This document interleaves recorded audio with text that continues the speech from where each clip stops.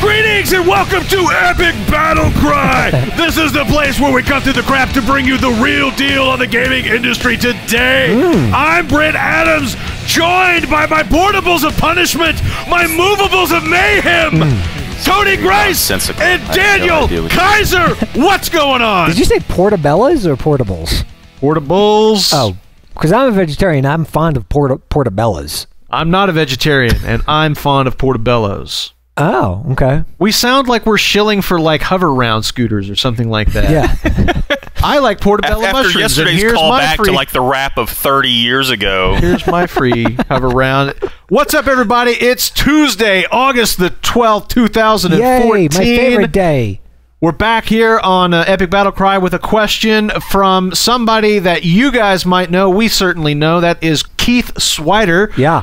Who used to do news stories and has actually appeared on at least one, maybe a couple of episodes of Epic Battlecry. I think Keith did some of our E3 coverage a few years ago. Love Keith. Yep. He's a good guy. Yeah, Keith's awesome. We hung out one time in New York City, by the way, and he. Oh yeah. Yeah, and then he got mugged, didn't steal your and kidneys. I ran.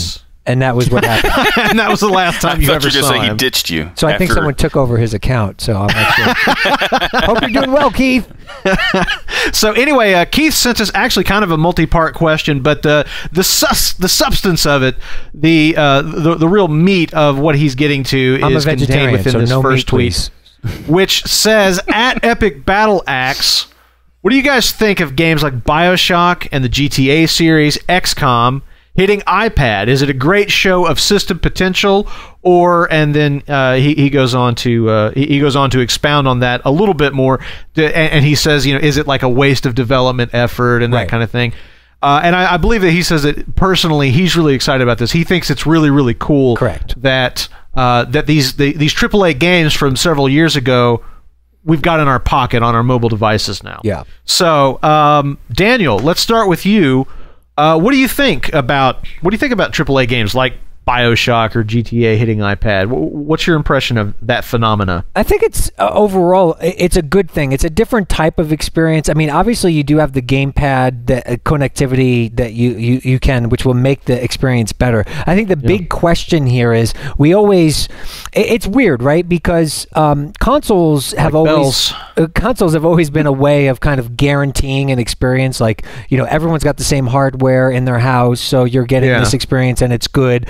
But PC has been the place where you have the best type of experience if you could afford it, and you have that variability. Exactly. And with the iPad, and iOS in general, it's interesting because it's somewhere in between. Like, you have this guaranteed thing, but there's also so many variants of iOS devices that come out all the time, yearly, that it kind of disrupts that idea that you're going to have this, like really great performing type of game, even if it is a step down in terms of graphics and also maybe, some other bells and whistles and whatnot.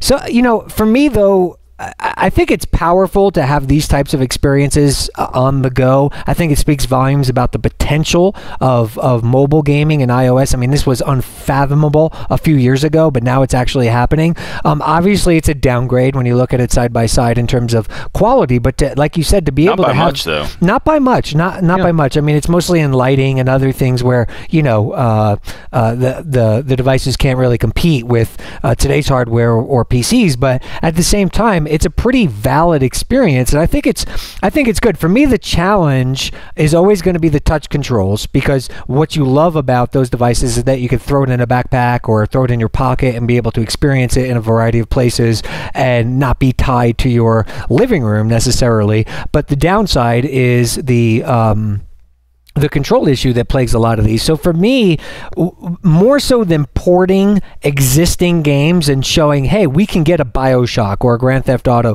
to run. We can get it to run. It can be a serviceable type of experience.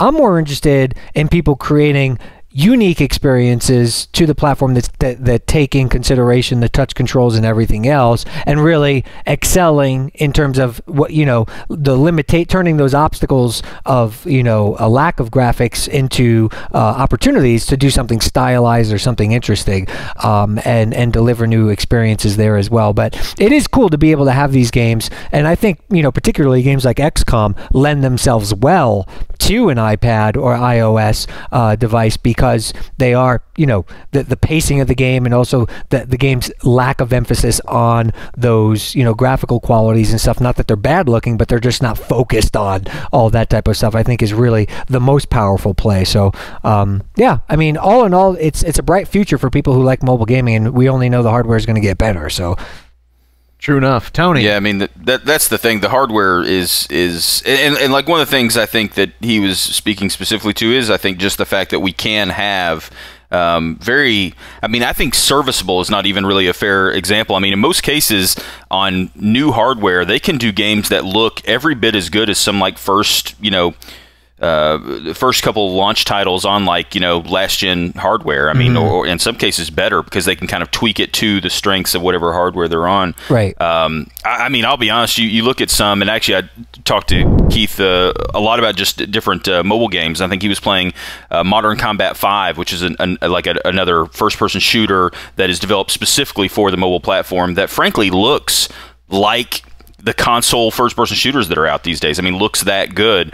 I think it is kind of interesting. I'm with you on the whole control scheme thing. Like, I feel like there are games like an XCOM is the type of game that I think can lend itself very well to this kind of interface, whereas sort of any sort of first-person, you know, moving, you know, like just moving in a first-person sort of space, it to me is not very enjoyable yet. What I do think is interesting about games like Bioshock and things like that coming to the platform is it kind of gives devs a chance to sort of like not have to focus on building something completely from the ground up, and can kind of say like, okay, how can we make, because we have all kinds of games that essentially work in the same way as this game, how can we make that game work really well on the platform? So they spend a little bit more of their time, instead of having to, you know, build it from the ground up, they spend their time on making that sort of experience work as well as it can on this platform. And, you know, I will say, like, the very first couple of first-person shooter type games that came on mobile, I can't remember. I think Nova is like one of the very first-person shooters I remember, and I remember being impressed because I was like, "Damn, that's kind of interesting." It sort of works, but it was not very kind of enjoyable. the Halo knockoff, right? Yeah.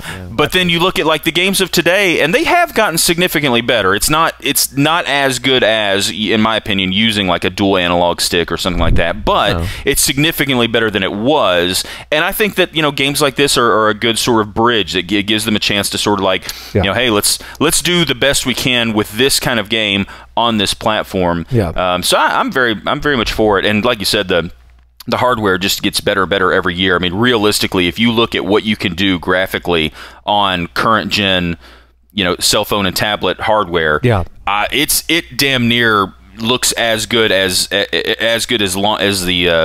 last gen hardware we had. And in some cases, because, you know, through sort of, you know, just little programming tricks, it can look as good as even current gen stuff, you know, by kind of, you know, because the screens are sometimes smaller and things like that, they can kind of hide some of the details that you just don't necessarily pick up on a smaller screen. So I don't know, I'm very excited about it, and I would like to see them nail the first-person shooter interface on a touchscreen. If somebody can make that so I actually enjoy it and don't feel like I'm struggling through it, I'm all for that. And I think games like this get us one step closer to that. I think that in some instances, well, let me back up and say this. Back up. You just started. I think that, like you just started. Right, that's true. I said nothing.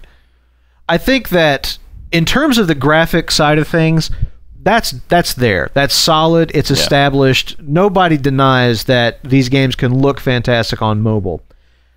Everybody talks about the interface. Everybody talks about the like first-person shooter, dual analog stick kind of issues translating into these games. And some games do it them better. Some hardware does it better than others.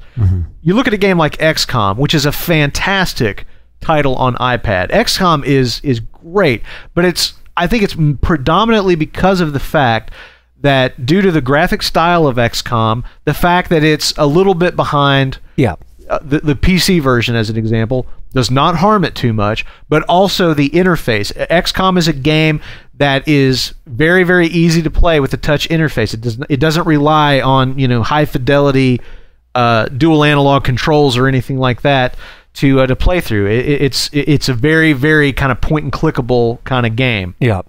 So I think that that game works very, very well because of its gameplay mechanics and its interface. And I feel like the whole first-person shooter genre on mobile, some people fare better with it than others. Some people are more picky about the controls than others. But I feel like that is a problem that you know, some companies that have really, really focused on this, I think they've got it tuned about as well as it can. Yeah. The thing that I start wondering about is there some sort of technology innovation that's going to happen with touchscreen devices that's going to allow for some kind of feedback, some kind of force feedback, some sort of haptic feedback, something where you touch the screen, and depending on where you're touching the screen, you can feel some kind of response for the device that kind of lets you know, like, where that virtual analog stick is in its travel, how close to, you know, to the edge of movement is it, that kind of thing. I wonder if there'll be some kind of innovation in that space in the coming years that could perhaps really blow this open and allow for a more, I guess, traditional kind of control methodology with those games. But I look at games like XCOM, I look at things like FTL, which I don't think anybody played FTL and didn't say this would be fantastic on tablet.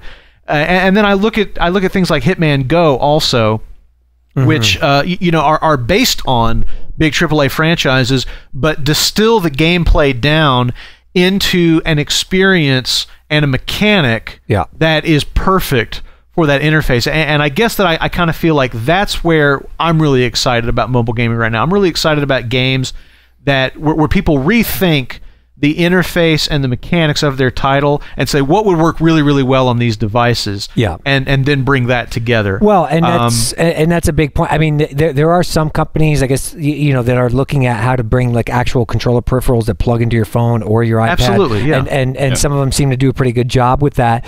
You know, for me to answer Keith's question, which I kind of detect as more like, you know, is this viable? How much better is it going to get? And I really think that, you know, in the shifting landscape of, you know, the mobile gamer, like it used to be a joke kind of to be like on your phone or whatever. It wasn't very viable, especially when you had dedicated pieces of hardware like a DS or a Game Boy or even a PlayStation Vita or PSP or something like that.